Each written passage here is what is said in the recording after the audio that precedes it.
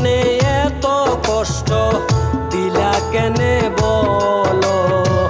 কত শখের মানুষ তুমি, কত শখের মানুষ তুমি বানাইলা নিজের হাতে। তবে কেনে সুখের জীবন ভরলে শুধু আঘাতে? তবে কেনে সুখের জীবন ভরলে শুধু আঘাতে? আল্লাহ, আপনি আমার ধৈর্য বাড়িয়ে দিন, কারণ আমার পরিস্থিতি একমাত্র আপনি ছাড়া কেউ জানে না।